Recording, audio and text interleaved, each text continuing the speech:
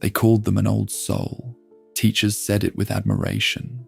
Relatives repeated it at family gatherings, nodding at each other as if sharing a secret. So mature for their age, so responsible, so easy.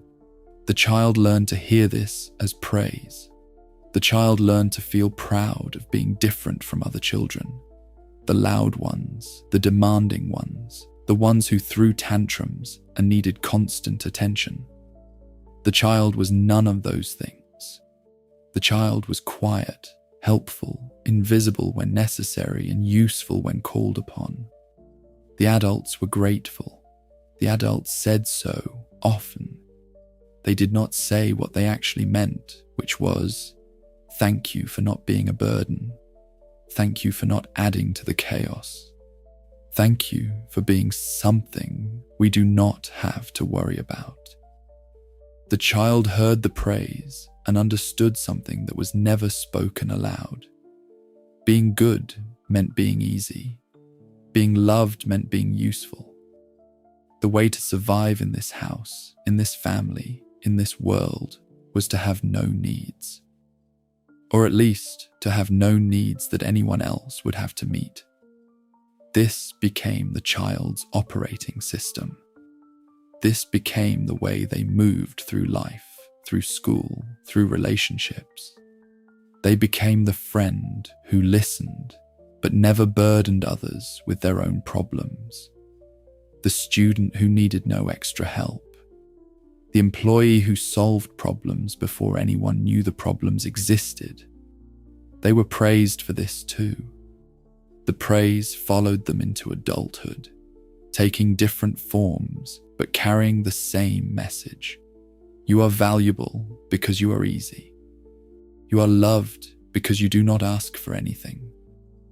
And somewhere underneath the praise, so deep that it could not be accessed without excavation, there was something else, a question that was never allowed to be asked. What if I had been allowed to be difficult? Children are supposed to be inconvenient. This sounds wrong. It goes against everything the culture teaches about good parenting and good children. But the statement is developmentally true. Children are supposed to have needs that exceed their capacity to meet those needs. That is what childhood means. That is the biological and psychological reality of being young. A child is supposed to cry when they are hungry, to protest when they are tired, to demand attention and comfort and presence. A child is supposed to need things from the adults around them, constantly, insistently, in ways that are exhausting and disruptive and inconvenient. This is how the child learns that their needs matter. This is how the child develops a sense of self that is separate from their usefulness to others. The child cries and someone comes. The child asks and someone answers. Through thousands of these small transactions, repeated over years, the child learns, I am allowed to have needs. My existence is justified even when I am not being helpful. But some children learn the opposite lesson. They learn it early, before language, before conscious memory. They learn it in houses where the adults are overwhelmed or absent or struggling with their own unprocessed pain. They learn it in families where resources are scarce, emotional resources most often, though sometimes material ones too. The child learns that their crying makes things worse, that their needs are an imposition, that the adults in the room are already at capacity, already stretched to breaking, and the child's job is not to add to the weight, but to help carry it. So the child stops crying. The child stops asking. The child begins, very early, to monitor the emotional temperature of every room they enter, to read the faces and postures of the adults, to calibrate their own behavior to whatever will cause the least disruption. The child becomes helpful, responsible, mature, the child becomes old. A psychologist named Alice Miller spent her career studying these children. She called them gifted, but the gift was not intelligence or talent. The gift was sensitivity, the ability to read what the adults needed and to become that thing, the capacity to sense without being told that the parents were fragile, that the family system was unstable, that survival depended on the child's ability to suppress their own needs and attend to the needs of others. Miller saw these children in her practice decades later when they were adults. They came to her with depression, with anxiety, with a pervasive sense of emptiness that they could not explain. They were successful, often. They were high-functioning. They were praised still for being so capable and so reliable. But they were hollow. They had learned so early and so completely to be what others needed that they had never discovered what they themselves were. They had amputated their own desires, their own anger, their own inconvenient emotions, and now they could not find them. They could not feel them. They could not access the self that had been buried under decades of usefulness. Miller called this the drama of the gifted child. The drama was not the childhood trauma itself. Though often there was trauma, the drama was the adaptation. The way the child had sacrificed themselves to survive, had traded their own development for the stability of the family system, and now could not remember what they had given up. The most painful part, Miller observed, was that these children often loved their parents. They did not see themselves as victims. They saw themselves as helpers, as protectors, as the ones who held everything together. They were proud of what they had done, even as they suffered the consequences of it. The sacrifice felt like love.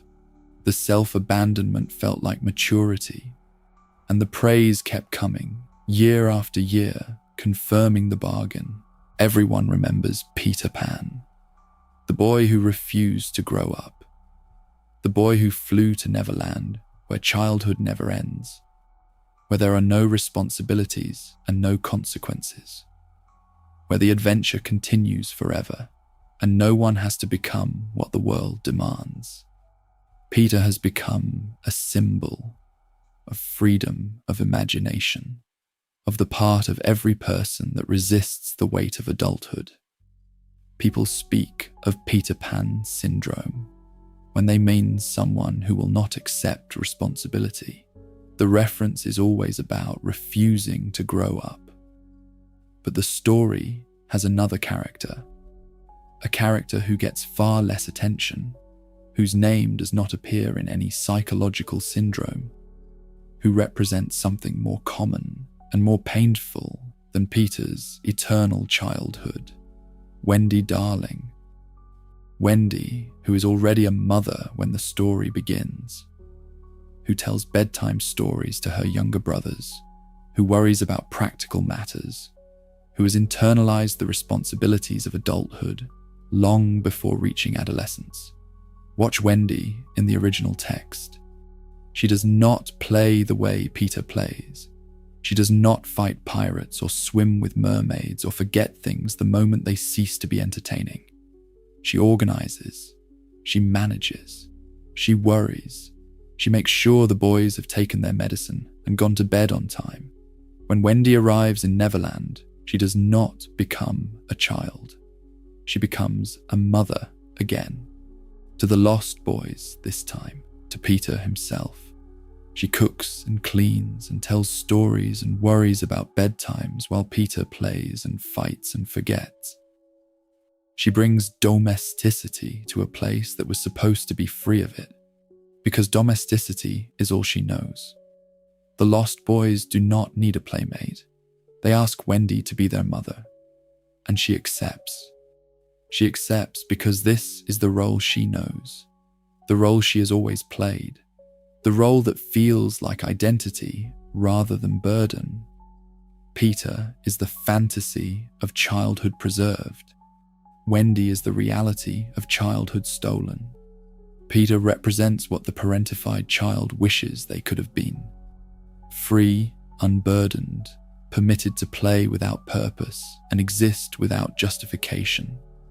Wendy represents what they actually became. Useful, responsible, mature, praised for being so helpful, while something essential was quietly dying inside. The story is told as Peter's adventure. But the tragedy belongs to Wendy. The man who wrote Peter Pan understood this tragedy from the inside. James Matthew Barrie was 6 years old when his brother David died. David was 13, the favorite child, the one their mother loved most openly. He died in a skating accident on the frozen ponds near their home in Scotland. Their mother collapsed. She took to her bed. She stopped eating. She stopped speaking. She turned her face to the wall and withdrew from the world of the living, consumed by a grief so total that it left no room for the children who remained. And young James, desperate to bring her back, began to do something that would shape the rest of his life.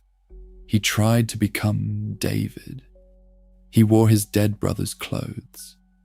He learned his mannerisms, his way of speaking, the particular whistle that David used to make.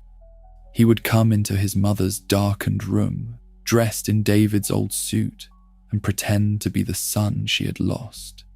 He thought in the magical thinking of a 6-year-old that if he could be David enough, she would return to him, that if he could fill the empty space, she would remember she had other children, that if he could erase himself and become his brother, he would finally be loved. It did not work. Nothing worked. His mother remained in her grief, occasionally emerging, but never fully returning. And Barrie remained in his performance, a child pretending to be another child, a son pretending to be the son who was preferred. The pattern was set. He had learned at 6 years old that his own self was not enough, that he was only valuable insofar as he could ease someone else's pain, that love was conditional on his ability to become what others needed him to be. He never grew tall. He reached adulthood at 5 feet and a fraction, as if his body had absorbed the message and refused to mature. He never had children of his own. He never had romantic relationships that functioned. His marriage was reportedly never consummated, his wife eventually leaving him for another man. He lived a strange, suspended life, neither fully adult nor fully child, caught in the space between. He attached himself to other people's families. The Davies family, in particular, became his obsession. He befriended the mother, then became a fixture in their lives, taking the boys on adventures, telling them stories, creating worlds of imagination for them to inhabit. When both parents died young, he became the boys' guardian. The Lost Boys of Neverland were based on these children. Peter Pan himself was named after one of them.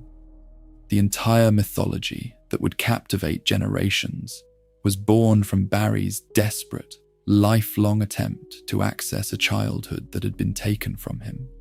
Peter Pan was not written by someone celebrating eternal childhood. It was written by someone mourning a childhood he never had, by a man who had been parentified at 6 years old and spent the rest of his life circling the wound, trying to understand what had been taken from him, trying to give to other children what he had never received himself. The boy who never grew up was a fantasy created by a child who was never allowed to be young. This is the pattern that repeats across generations, across cultures, across every family, where the adults are unable to be adults and the children step into the gap. The parentified child becomes the functional one, the steady one, the one who makes sure the bills get paid, the siblings get fed, the emotional chaos gets contained. They become skilled at reading rooms, at anticipating needs, at solving problems before the problems become crises. These skills are real. These skills are valuable. In adulthood, these skills often lead to success, in careers that reward emotional intelligence, in relationships where they are the stable partner, in friendships where they are the one everyone calls in a crisis.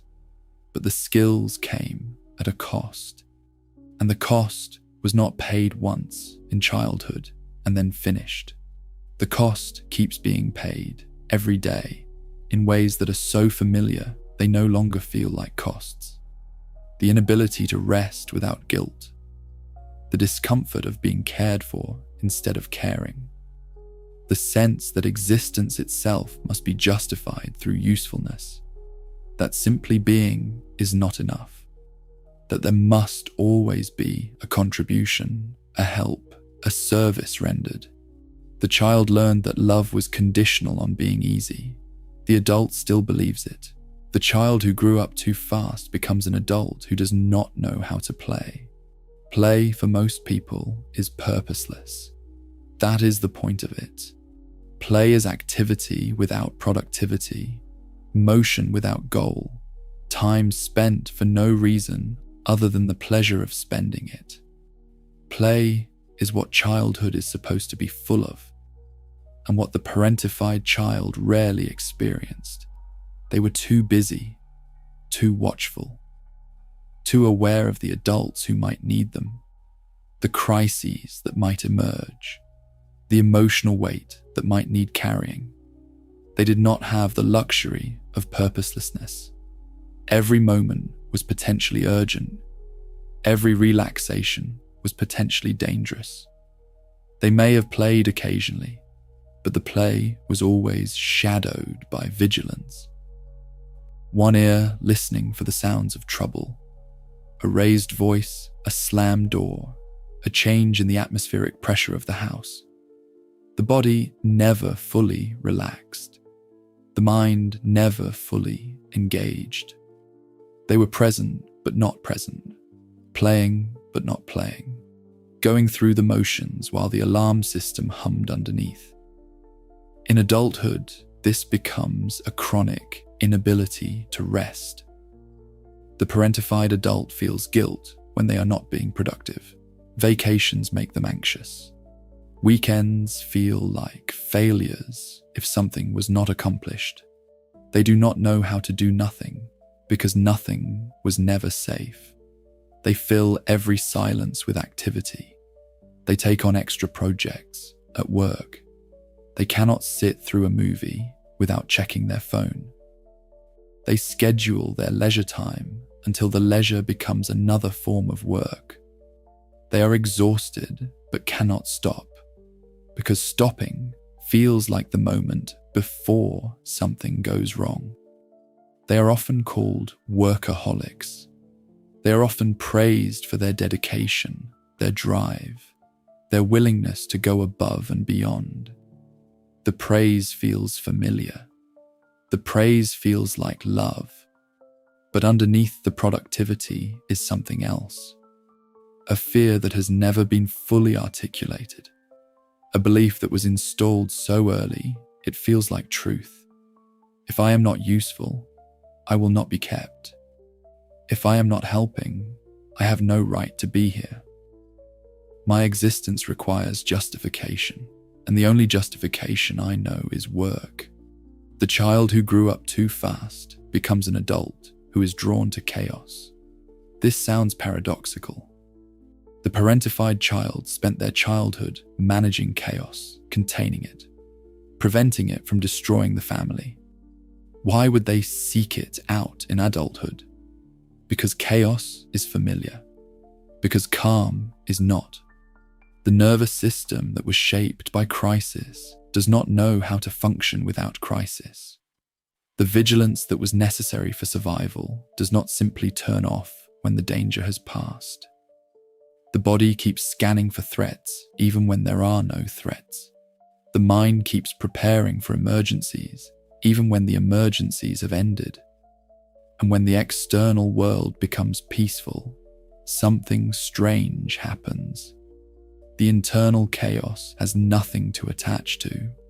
The alarm system, with nothing to respond to, begins to malfunction. The nervous system, trained for crisis, becomes uncomfortable with calm.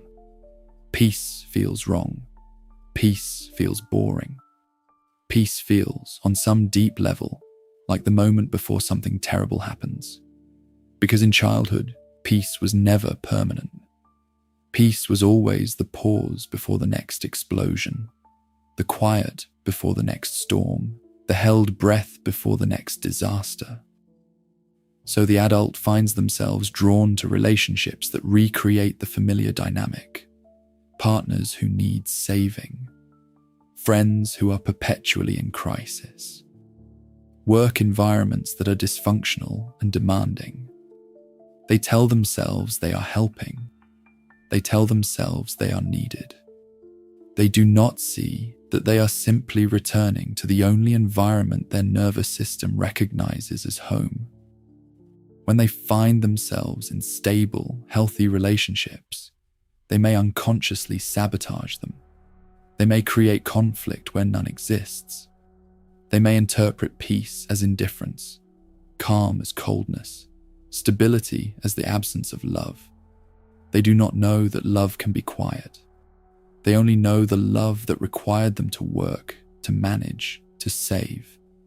The child who grew up too fast becomes an adult who cannot receive. They can give endlessly. Giving is safe. Giving is what they were trained to do. Giving maintains the dynamic that kept them alive, the dynamic where they are the helper, the responsible one, the one who has no needs of their own. But receiving requires something else. Receiving requires the willingness to be in debt, to owe, to need something from someone else. Receiving requires the belief that one is worthy of care, even when one is not providing care in return. The parentified adult does not have this belief. The parentified adult learned that their worth was measured in usefulness, that love was exchanged for service, that needing something was the quickest way to become a burden. When someone offers them help, they refuse. When someone tries to care for them, they deflect. They insist they are fine, even when they are not fine. They change the subject. They minimize their problems. They find a way to turn the conversation back to the other person's needs, to make themselves the helper again, to return to the only role they know how to play. Their partners feel this. Their friends feel it.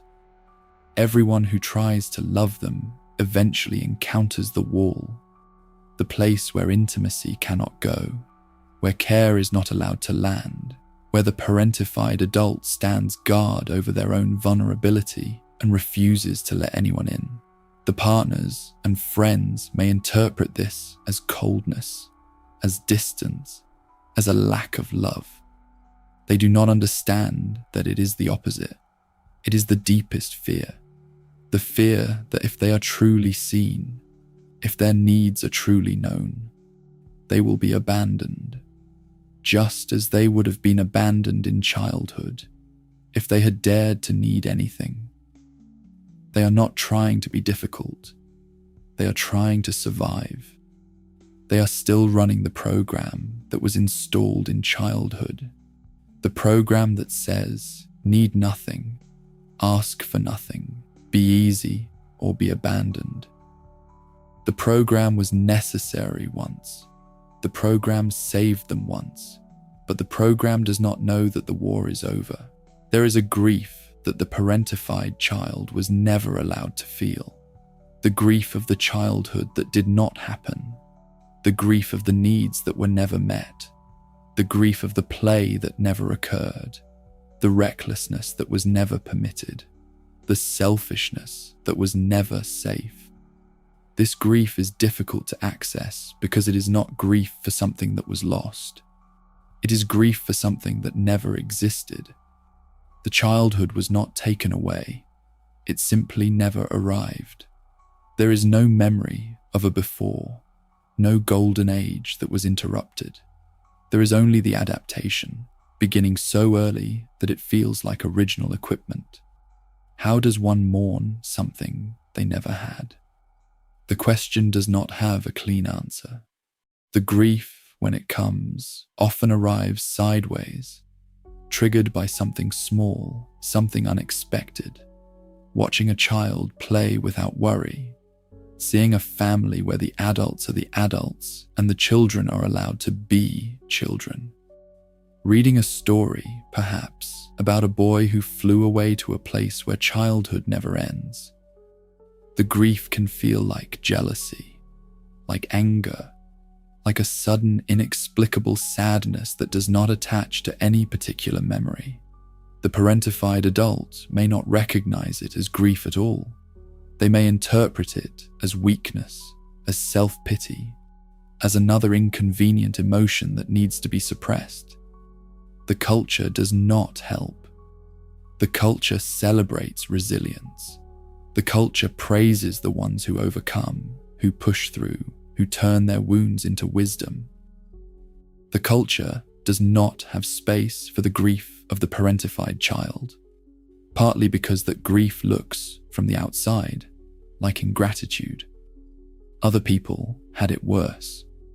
Other people faced abuse that was visible, trauma that was nameable, violence that could be pointed to and called by its proper name. The parentified child was just asked to be helpful, was just praised for being mature, was just treated as an adult a few years early. What is there to grieve? Everything. There is everything to grieve. The self that never formed, the needs that were never allowed, the years spent monitoring adults instead of playing with children, the relationships that failed because intimacy was impossible, the rest that never came because rest was never safe, the identity that is still, decades later, defined by usefulness. The grief is real, even though the wound is invisible. The grief is real, even though the culture does not recognize it. The grief is real, even though the parentified adult has spent their entire life insisting they are fine. The man who wrote Peter Pan never escaped Neverland. He remained strange and small, and attached to children who were not his own. He created worlds of fantasy and adventure, worlds where childhood was eternal and responsibility could be refused. But he lived in the world where childhood had been stolen from him, and no amount of imagination could return what was taken. He wrote about mothers obsessively. Almost every story he wrote returned to the theme of motherhood. Mothers who abandoned, mothers who were lost, mothers who needed to be found or protected or replaced. The wound from his own childhood, the mother who withdrew into grief and left him reaching for her in the dark, appeared again and again in his work, dressed in different costumes but always recognizable. He wrote a sequel to Peter Pan that was never published in his lifetime.